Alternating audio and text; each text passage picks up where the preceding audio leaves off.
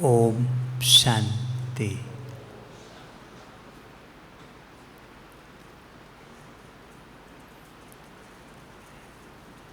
आप सभी बाबा के राइट हैंड बच्चे हैं। राइट हैंड का अर्थ ही है श्रेष्ठ कर्तव्य करना,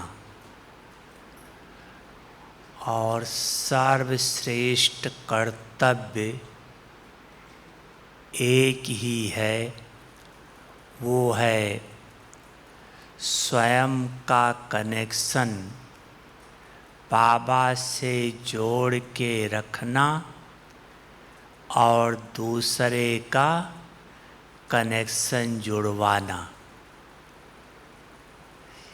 ये सर्वश्रेष्ठ कर्म है, क्योंकि जिस आत्मा का बाबा से कनेक्शन होगा, वो आत्मा भगवान के संग के रंग के कारण भगवान के समान बनती जाएगी, क्योंकि संग का रंग लगता है। तो मुख्य है अपना कनेक्शन जोड़ना, अर्थात स्वयं को संपन्न बनाना, और दूसरे का कनेक्शन जुड़वाना अर्थात सेवा करना। तो हमको टॉपिक दी गई है कि मनसा सेवा कैसे करें। सेवा हम आप सब कर रहे हैं, लेकिन मनसा सेवा का महत्व अपना है। वैसे सेवा 4 प्रकार की है, जे करना चारों करते हैं। पहली सेवा है यज्ञ की सेवा, जो तन और धन से की जाती है। यज्ञ की सेवा। दूसरी है विश्व की सेवा, जो वाचा और भिन्न भिन्न साधनों के द्वारा की जाती है, जैसे टेलीविज़न है या रेडियो है या कॉन्फ्रेंसेज है। भिन्न भिन्न साधनों के द्वारा विश्व सेवा की जाती है। तीसरा है स्वयं को संपन्न बनाने की सेवा, जो चारों सब्जेक्ट्स में स्वयं को संपन्न बनाकर पास विद ऑनर बनना। और चौथी है वृत्ति से वायुमंडल पावरफुल बनाने की सेवा। 4 सेवा है,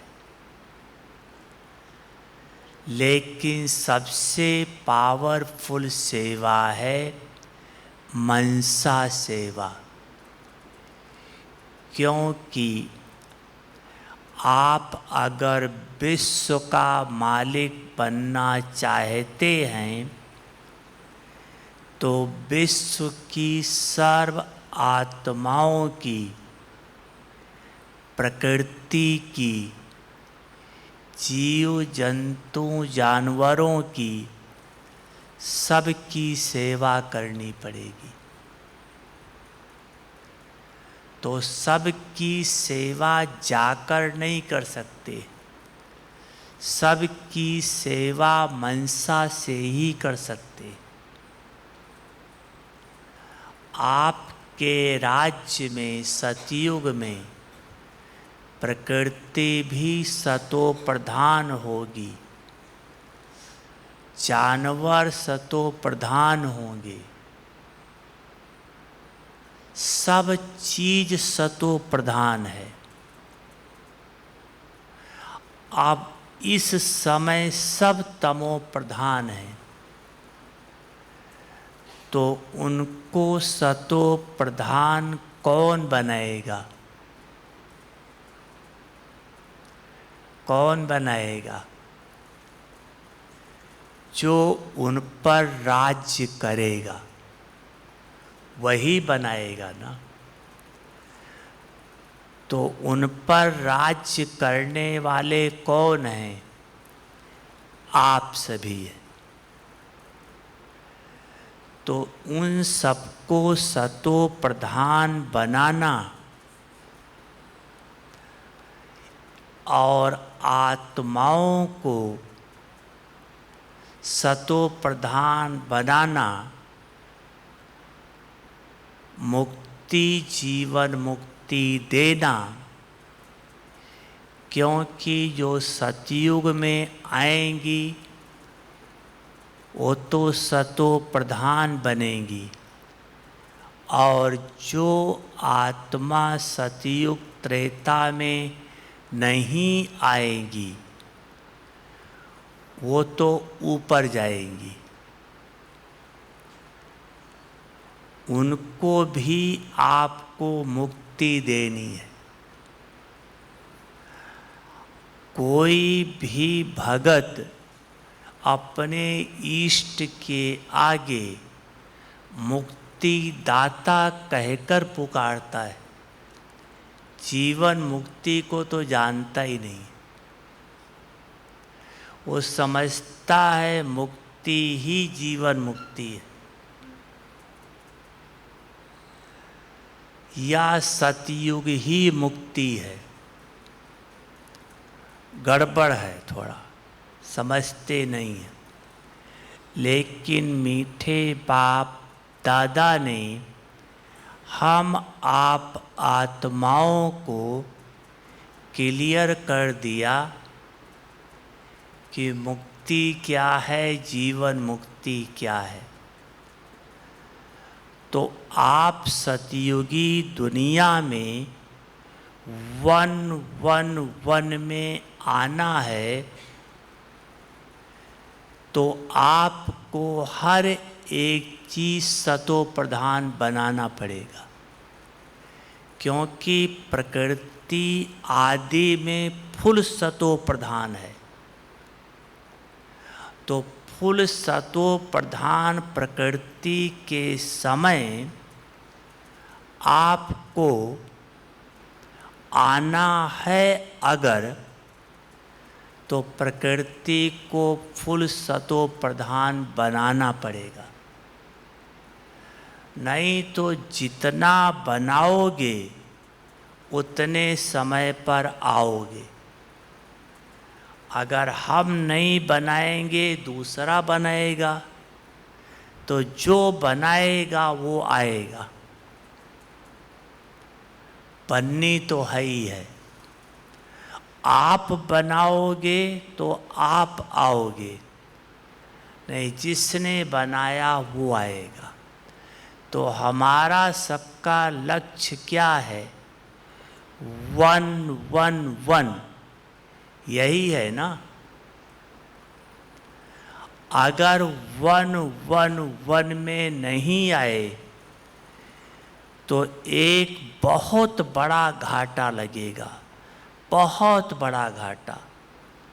अगर 111 में नहीं आए, वो घाटा है आप श्री कृष्ण को कभी भी इस आँखों से देख नहीं सकेंगे।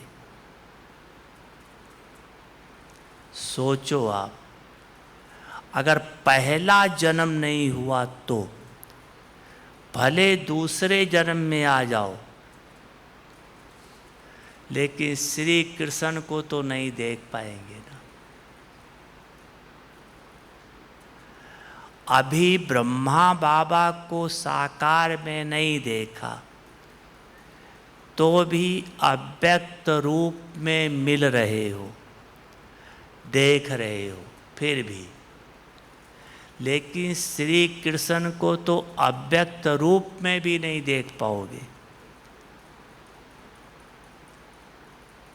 तो क्या करना चाहिए पांडव, क्या करना चाहिए?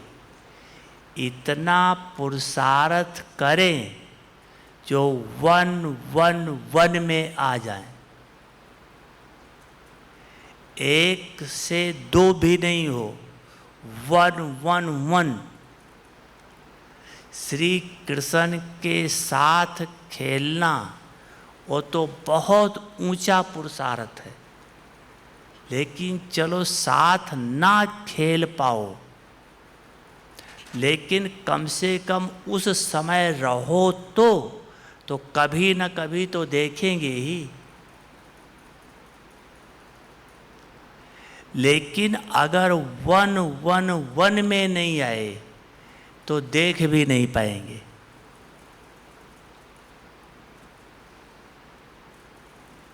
इस समय ब्राह्मणों का साकार में सबसे मीठा बाबा है ब्रह्मा बाबा, उसको नहीं देखा।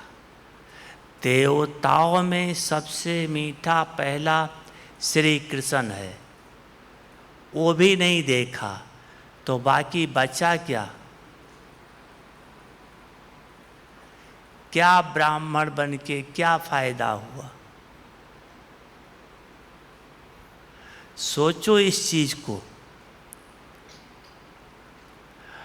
और 1-1-1 में आने के लिए बहुत सहज विधि है। एक, पूरा श्रीमत पर चलना, और उस श्रीमत में नंबर 1 श्रीमत है अमृत बेले का योग। 4 से 4:45 पहले उठो, वो अलग बात है। देखो जो 4 से पहले उठकर योग करते हैं उसको कहा जाता है ओवर टाइम। तो 4 बजे से पहले उठकर योग करते हैं और ओवर टाइम का डबल पैसा मिलता है। लेकिन ओवर टाइम तब कहा जाता है जब ड्यूटी का टाइम करके एक्स्ट्रा करे तो। कई बाबा के भोले भाले बच्चे हैं, 2 बजे उठेंगे, 3 बजे उठेंगे, 4 सवा 4 तक योग करके सो जाते हैं। अब अगर जो 4 सवा 4 4:30 योग करके सो गए, उन्होंने तो ड्यूटी की ही नहीं, तो उसको ओवर टाइम नहीं कहा जाएगा। जो पहले उठे वो हो जाएगा पार्ट टाइम, और पार्ट टाइम का थोड़ा पैसा मिलता है, बहुत थोड़ा मिलता है। वो फिर आपको प्रजा नौकर का भी नौकर बनना पड़ेगा।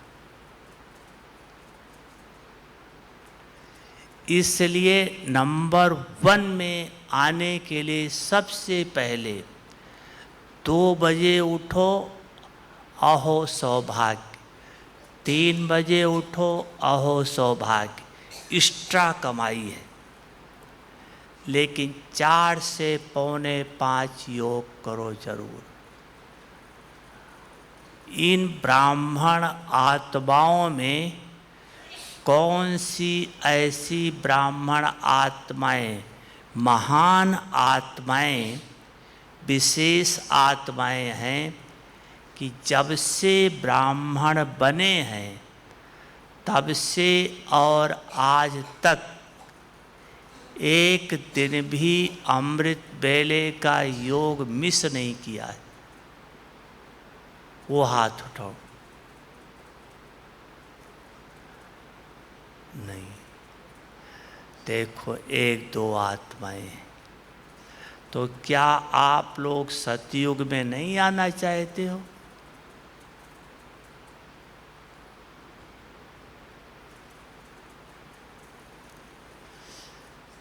चलो, फिर भी बाबा के घर में सच बोला, सच्चे दिल पर साहब राजी है।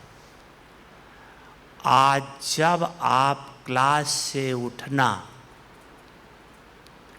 उठ करके यहाँ जो बाबा का कमरा है जाकर वहाँ बैठकर बाबा के आगे रो रिहान करना, बाबा मुझ आत्मा से जाने अनजाने में किसी भी कारण से जो अमृत वेला का योग मिस हुआ, बाबा मैं आत्मा क्षमा मांगती हूँ और आज से मिस होने नहीं दूंगी।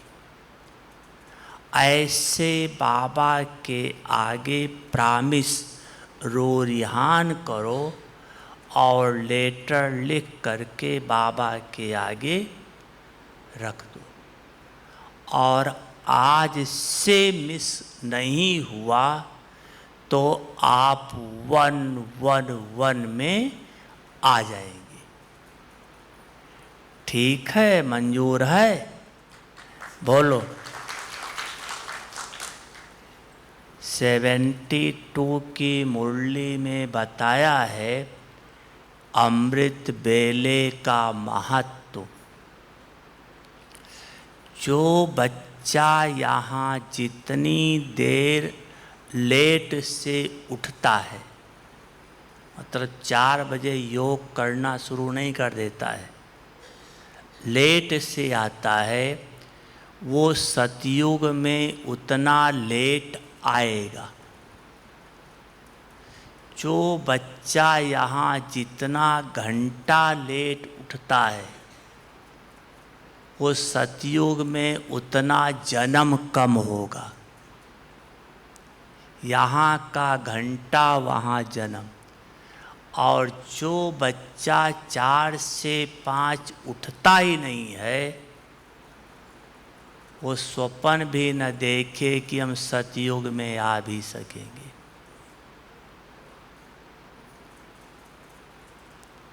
ऐसे नहीं मन को खुश करते रहना, हम बाबा के बन गए हैं।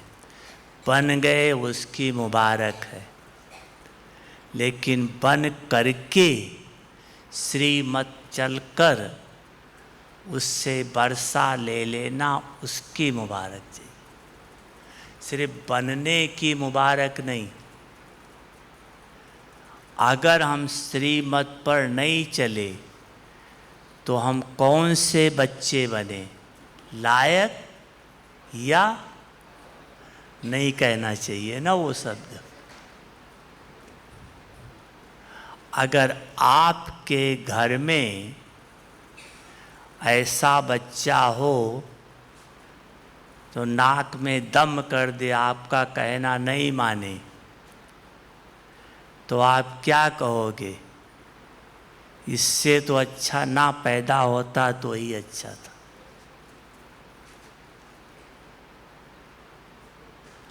बाबा तो ये नहीं कहेगा, क्योंकि बाबा जानता है राजधानी स्थापन हो रही है, नंबरवार हैं और चाहिए भी। लेकिन बाबा चाहता है कि जब मीठे बाबा के बने हैं तो पूरा बरसा ले ले। ठीक है, ये पाठ पक्का किया। जो ये पाठ पक्का करते हैं कि आज से अमृत वेले का योग मिस नहीं करेंगे, वो हाथ उठाओ।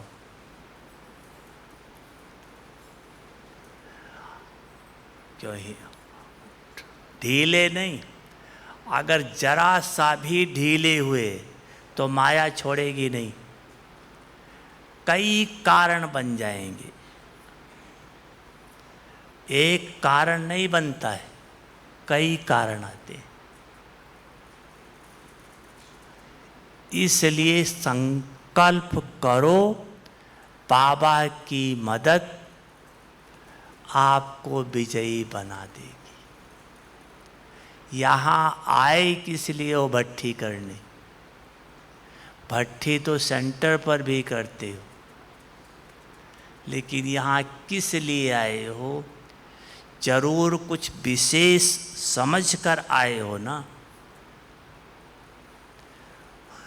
तो जब विशेष समझ करके आए हो तो कुछ विशेष करके जाना। ये अंदर से दृढ़ संकल्प करके जाना। जिसका अमृत वेला योग नहीं, वो चाहे कुछ भी कहे, उससे सारा दिन गलती होती रहेगी। अपने को भले कुछ भी समझे वो, लेकिन श्रीमत की अवज्ञा करता ही रहेगा। क्यों? क्योंकि अमृत वेले योग करने से योग लग गया तो आत्मा अपने स्टेज को देख लेती है, मैं क्या हूँ। ऐसे हम नॉलेज के आधार से जानते हैं, लेकिन योग के द्वारा, स्वरूप के द्वारा जानते हैं कि मैं ये हूँ। नॉलेज और स्वरूप अर्थात अनुभव जमीन आसमान का अंतर है। नॉलेज तो आप द्वापर युग से बहुत सुनी है, लेकिन अनुभव नहीं हुआ। अब बाबा अनुभव बताता है। अनुभव की अथॉरिटी सबसे बड़ी अथॉरिटी। अनुभव सबको हो रहा है, बिना अनुभव के कोई बीके रह ही नहीं सकता है। लेकिन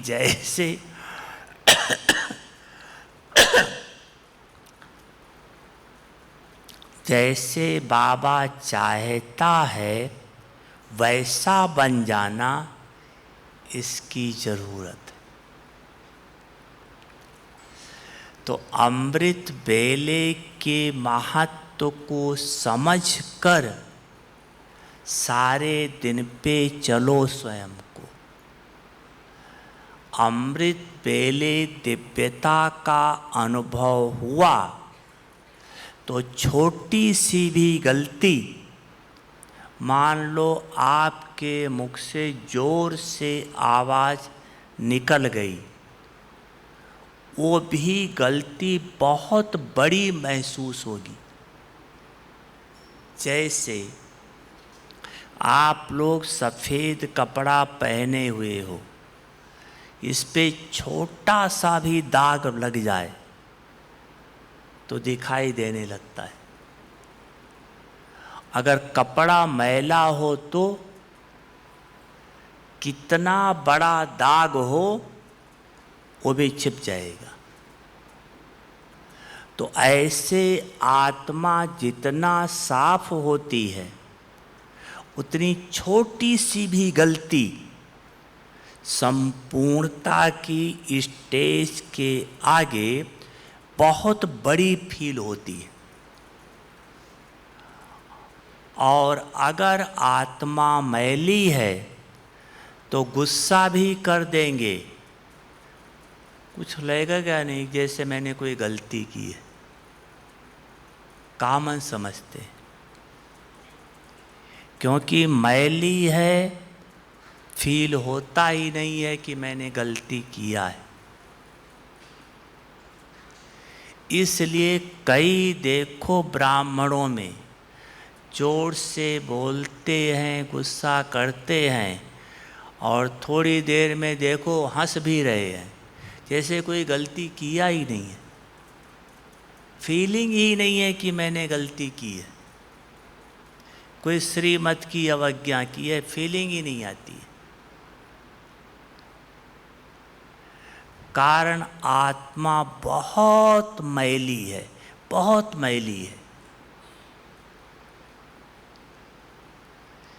इसलिए उसको दिव्यता की अनुभूति नहीं आ पा रही है। और अगर ऐसी आत्मा को कहो भी तो मानने के लिए तैयार नहीं है। कारण है मैली, उसको अच्छी बात महसूस होगा ही नहीं। तो अमृत बेले को पावरफुल बनाओ तो मनसा सेवा आपकी विशेष चल सकेगी। मनसा सेवा करना बहुत बहुत बहुत आवश्यक है। अगर राजा बनना चाहते हो तो, अगर खुद ही नौकर बनना चाहते हो फिर तो कोई बात ही नहीं। क्योंकि दो ही चीज़ है, या तो राजा बनो तो नौकर चाकर प्रजा होगी, और या तो फिर नौकर चाकर प्रजा बनो तो आपके ऊपर राज कोई और करेगा।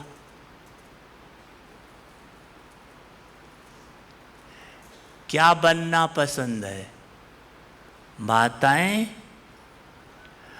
अभी आपको कोई कुछ कहे तो इतना फील हो जाएगा, हमको ऐसे कहते हो, हम इतना धनी घराने के, हम ऐसे हैं वैसे आदि आदि। और जब वहाँ प्रैक्टिकल में नौकर होंगे तब क्या होगा? तब बोल पाएंगे ये शब्द? नहीं। इसलिए अभी से अटेंशन दो। अभी भी बाबा की मदद का हाथ बहुत है। आज संदेश में आया था, सुना होगा, बस मेरे को तेरा कर देते या तेरे को मेरा कर देते। कहते बाबा सब कुछ आपका है और करते प्रैक्टिकल सब कुछ मेरा है। लेकिन नहीं, बाप के मदद का सहयोग लो। तो अमृत बेले अगर आप पावरफुल योग किया तो उसका सहयोग आपको सारा दिन मिलेगा और आप सारा दिन मनसा सेवा कर सकेंगे। मनसा सेवा भी 4 प्रकार की है, क्योंकि मनसा सेवा से ही विश्व की सेवा कर सकेंगे। 4 प्रकार की सेवा। पहली है शुभ भावना, शुभ कामना के द्वारा सेवा।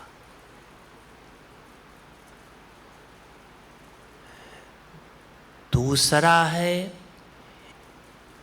योग के दान के द्वारा सेवा।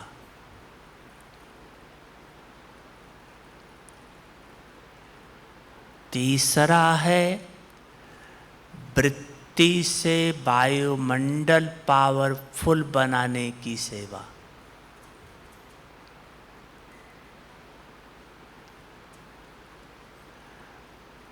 और चौथा है बाप समान की स्थिति में स्थित होकर विश्व का चक्कर लगाने की सेवा।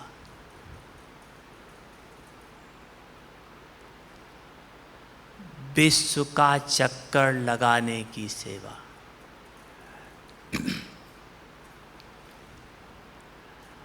तो पहली सेवा है शुभ भावना शुभ कामना की सेवा। शुभ भावना शुभ कामना की सेवा आप अज्ञानियों के प्रति सहज कर सकते हो, लेकिन ब्राह्मणों के प्रति नहीं निकलती है। ब्राह्मण आत्मा के प्रति शुभ भावना शुभ कामना रख नहीं पाते। क्यों नहीं होता है? अज्ञानी के प्रति होगा, लेकिन ब्राह्मणों के प्रति नहीं होगा। एक छोटा सा उदाहरण, आप लोग आए हैं, अभी आप लोगों में से बहन जी, आपकी बहन जी किसी एक भाई या बहन को स्पेशल दादियों से मिलाए, बड़े भाई बहनों से मिलाए, को टोली खिलवाए, गिफ्ट दिलाए, आपको नहीं करे तो सोचो आपके दिल पर क्या बीतेगा। सोच सकते हो? कई तो ना बोलें तो यही कहेंगे, यही एक है क्या बहन जी के लिए? इतना तक आएगा, ठीक है यही है बहन जी के लिए, तो मन में सोच लेंगे फिर यही बहन जी करे, भंडारी भी नहीं डालेंगे, इनको ही देखने दो। और कई तो मुंह पर बोल देते। अब आप सोचो, उसी जगह पर जैसे अभी आप लोग आए हैं, इनमें से कोई एक आप लोगों के बीच में अज्ञानी आता, वीआईपी होता या साधारण भी होता, उसको बहन जी दादियों से मिलाते, बड़ों से मिलाते, सौगात दिलाते, तो आप खुश होते,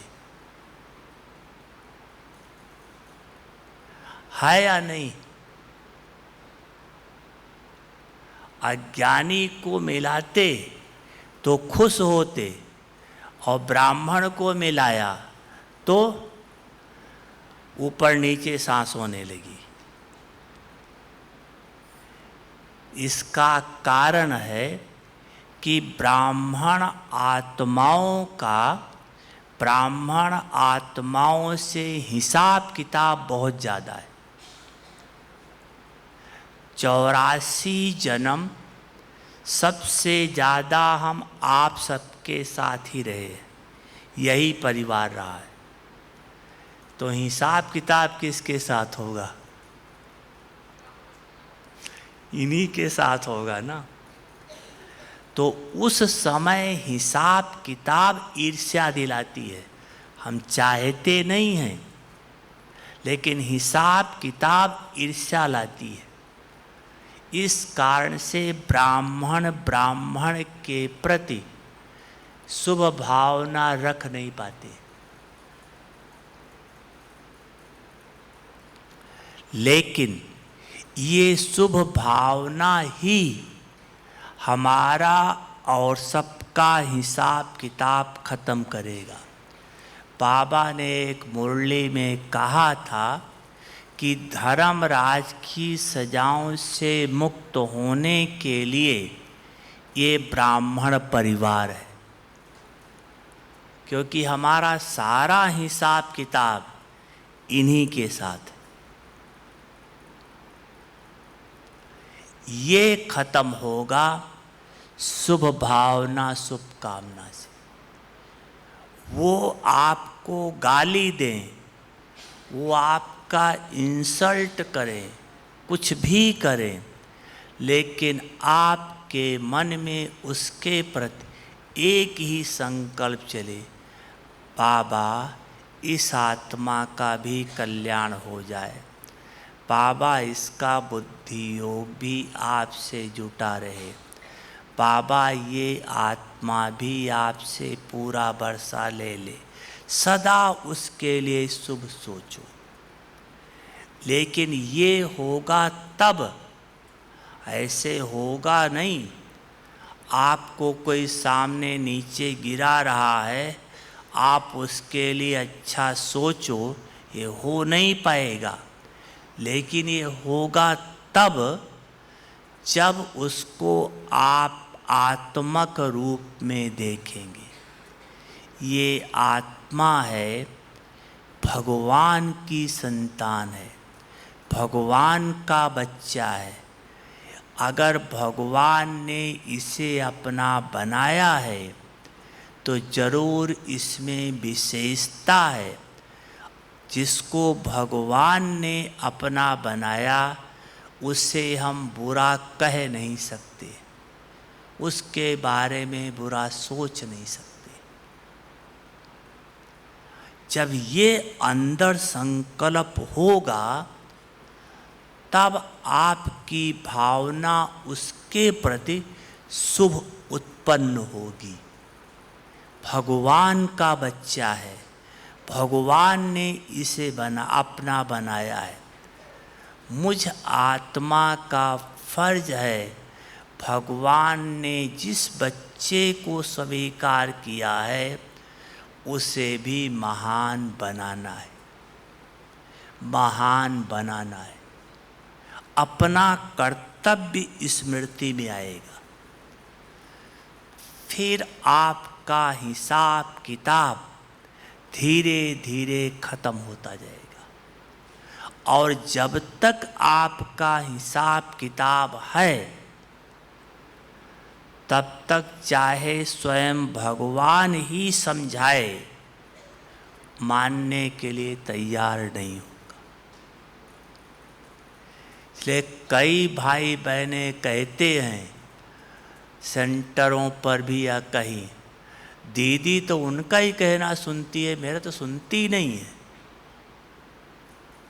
मैं इतना कहती हूँ लेकिन मानती नहीं मेरा कहना, बस उन्हीं का ही कहना मानती है। इसका कारण है हिसाब किताब। जिस दिन आपका हिसाब किताब खत्म हो जाएगा, जब किताब ही खत्म हो गई तो सारा बात ही खत्म हो जाएगा। फिर वही जो आपको अभी उल्टा बोल रहे थे वो प्यार करने लगेंगे। हिसाब का किताब खत्म तो सब बदल जाएगा। ये ब्राह्मणों का हिसाब किताब बहुत कड़ा है।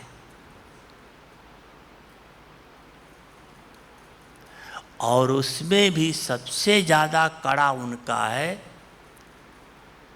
जो साथ में सेंटर पर रहते, उनका ज़्यादा है, साथ में रहते हैं।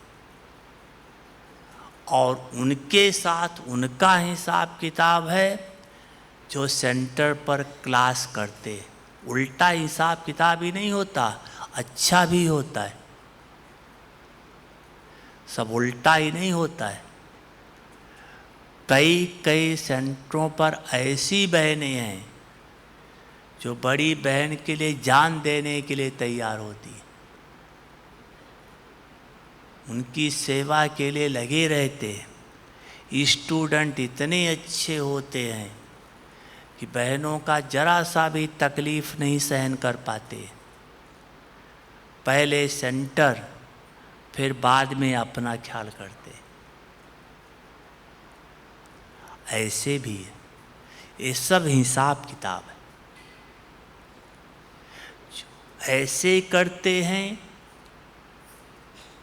उनके साथ अगले जन्म, पिछले किसी जन्म में ऐसा किया हुआ है, रिटर्न कर रहे हैं। चाहे अच्छा चाहे खराब, इस संगम युग में सब कुछ रिटर्न हो रहा है। कुछ बन नहीं रहा है, सिर्फ बनता खाता वहाँ है जहाँ श्रीमत के विपरीत करते हैं। बाकी सब खाता खत्म हो रहा है। कोई गाली दे रहा है, वो भी खाता खत्म हो रहा है। कोई प्यार कर रहा है, वो भी खाता खत्म हो रहा है।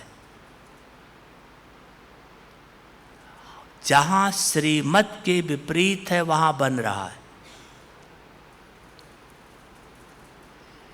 इसलिए शुभ भावना, शुभ कामना किसी भी हालत में नहीं छोड़नी है। अगर शुभ भावना, शुभ कामना छोड़ा तो जो आपका हिसाब किताब है वो बहुत लंबा चलेगा, शायद शरीर छोड़ने तक चलता रहे। और अगर शुभ भावना, शुभ कामना रखी तो बहुत जल्दी खत्म हो जाएगा। सिर्फ सेंटर की बात नहीं है, आप बिजनेस करते हो, नौकरी करते हो, परिवार में हो, कहीं भी अगर हिसाब किताब है, खटपट हो रही है, शुभ भावना रखना शुरू करो, धीरे धीरे खाता खत्म हो जाएगा। अगर शुभ भावना नहीं रखोगे तो बदलेगा नहीं।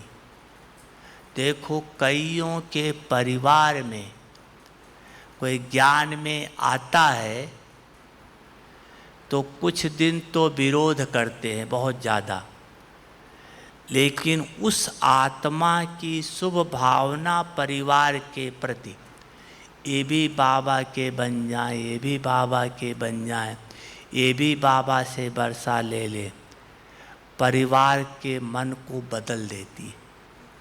भले बीके ना भी बने लेकिन उसको अच्छा समझने लगते। और जो परिवार में विरोध करते हैं दूसरे लोग और हम उनके प्रति उल्टी भावना रख लेते, ये तो अज्ञानी हैं, ये तो भिखारी हैं, ये तो बगुले हैं, हम हंस हैं, उनसे थोड़ा किनारा किनारा, ये ऐसे अगर आप करेंगे तो जीवन भर वो आपको बुरा ही मानेंगे, कभी भी अच्छा नहीं मानेंगे। क्यों बुरा मानेंगे? क्योंकि आप उनको क्या मान रहे हो? जो हम उनको मान रहे हैं वही तो रिटर्न हमें आएगा। ऐसे तो है नहीं हम उनको बगुला माने और वो हमको हंस माने, हो ही नहीं सकता है। इसलिए परिवार में हो, चाहे बिजनेस में हो, चाहे नौकरी में हो, चाहे सेंटर पर हो, कहीं भी हो, शुभ भावना, शुभ कामना नहीं छोड़ो। कई बिजनेस में भी ऊपर नीचे होता है, कई बातें होती हैं, लेकिन ब्राह्मणों को खाता खत्म करने की विधि है शुभ भावना, शुभ कामना। ठीक है, ये कभी नहीं छोड़ना। माताएं, हो सकता है कुछ समझ में आई है मेरी बात? नहीं समझ में आई है? समझ में आई है? शुभ भावना रख सकते हो? या ये समझेंगी मैं सास हूँ, ये बहू है, ये हमें ऐसा क्यों कहती है? नहीं, बहू नहीं है, भगवान की बच्ची है। आत्मा है। जब उसको आत्मा समझोगे, है बहु के रूप में, लेकिन आत्मा समझोगे तो रहम आएगा। ये भी बाबा की बन जाए, ये भी बाबा की बन। ऐसे नहीं हम गुस्सा करते रहें और बहू को कहें चलो आश्रम पर, कोई नहीं मानने वाला है। वो मन में क्या सोचेंगे कि ये आश्रम पर जाती है, देख लिया इनमें क्या है, उल्टा हो जाएगा। आप अपने को बहुत बहुत विश्व सेवाधारी बना करके रखो। हम महान हैं, वो सोमान में रहो। हम महान हैं, बाबा जानता है हम महान हैं, लेकिन अभी तक हमारे द्वारा महानता प्रत्यक्ष नहीं हो रही है। हैं जरूर, लेकिन प्रत्यक्ष नहीं हो रही है। अगर महानता हमारे में दिखाई नहीं देती है तो कौन मानेगा आप महान है? परिवार में किसी ने आपके ऊपर गुस्सा किया और आपने भी जोर से बोल दिया तो कौन मानेगा आप महान हो? उसने गुस्सा किया, आप शांत रहते और उसके प्रति शुभ सोचते, जिसको बाबा कहता है जलती हुई आग पर छींटे डालना, तो 2-4 दिन में, कुछ दिन में उसके मन में आने लगेगा, देखो मैं इतना बोलती हूँ लेकिन वो तो शांत रहती, कुछ बोलती ही नहीं। आपको महान मानने लगेगी। तो पहला है शुभ भावना, शुभ कामना। दूसरा है योग का दान। कई बच्चे योग का दान देते हैं, लेकिन कहते मेरा योग का दान पहुंचता ही नहीं है, योग का दान काम करता ही नहीं है। योग का दान आपका क्यों नहीं पहुंचता, इसका 2 कारण है। एक, आपका योग का दान देने की विधि गलत है, और दूसरा, योग का दान जो हम देते हैं, मान लो आप किसी को भी योग का दान देना चाहते हो, चाहे शक्ति का कुछ भी, तो देने के लिए आप और उसके बीच में काफ़ी गैप है, होता है ना। तो आपका योगदान वहाँ तक पहुँच जाए, उसके लिए आपकी मनसा बहुत शक्तिशाली होनी चाहिए। आप बैठे हो, हम भी यहाँ बैठे, मेरे मन में क्या चल रहा है आपको पता पड़ रहा है? या आपके मन में क्या चल रहा है मुझे पता पड़ रहा है? तो जब यही नहीं पता पड़ता है, यही नहीं पहुंच रहा है, तो लाखों माइल दूर आपका कैसे वाइब्रेशंस पहुंचेगा?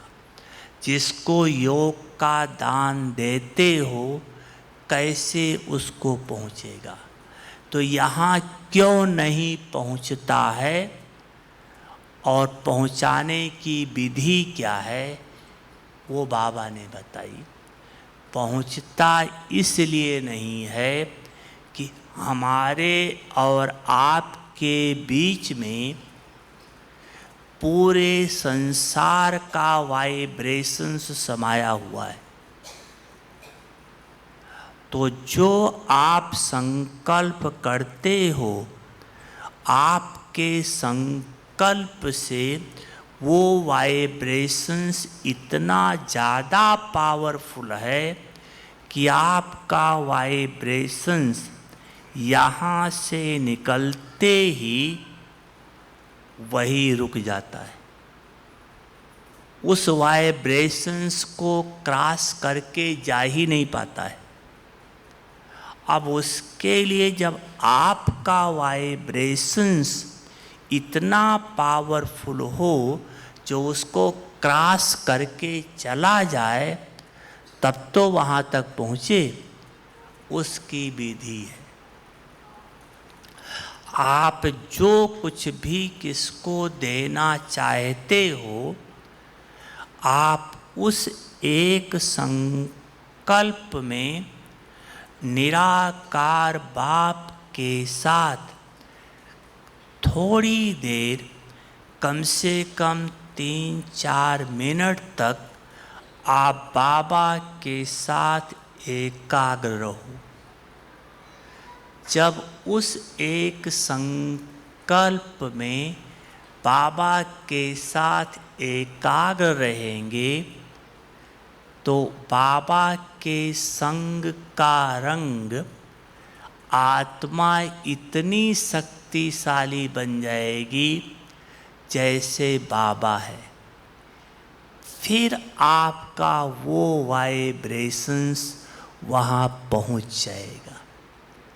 जैसे भगवान जो चाहे वो कर सकता है, वैसे आपका वाइब्रेशंस जो चाहे वो कर सकता है।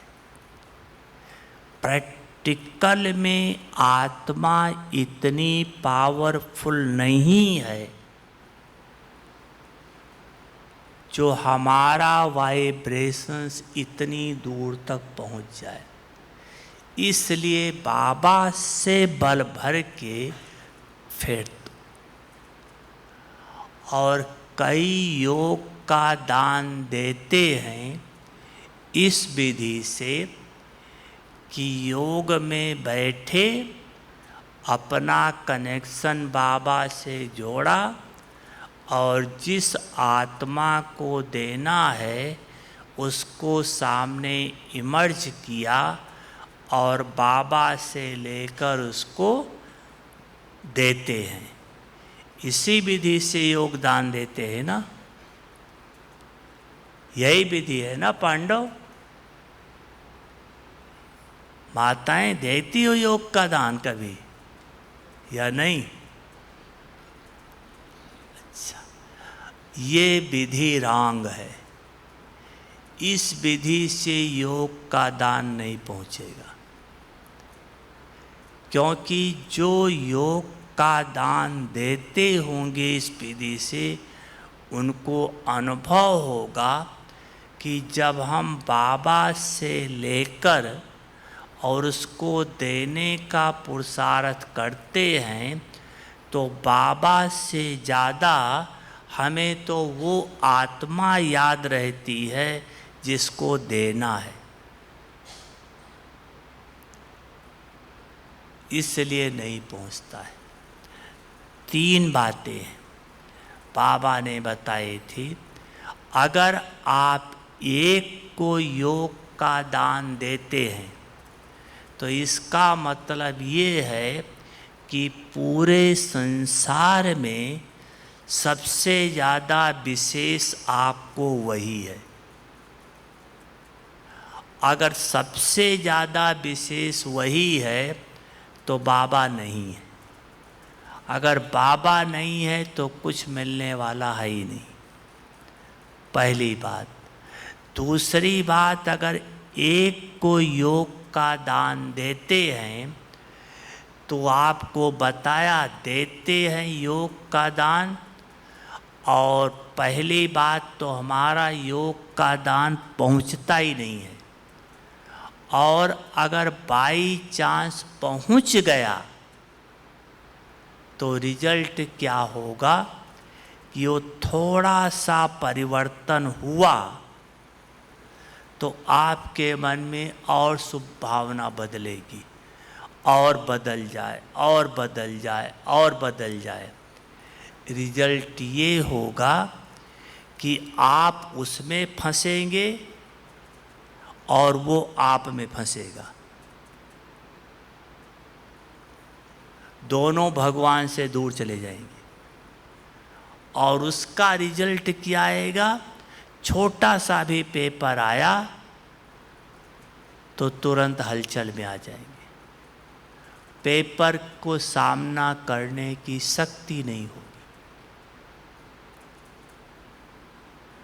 इसलिए योग का दान अगर एक को देना है तो जरूर, ऐसे नहीं देना, लेकिन देना है तो इस विधि से दो। वतन में आप जाओ, सूक्ष्म वतन में, और बाप दादा को इमर्ज करो और उस आत्मा को इमर्ज करो जिसको देना है।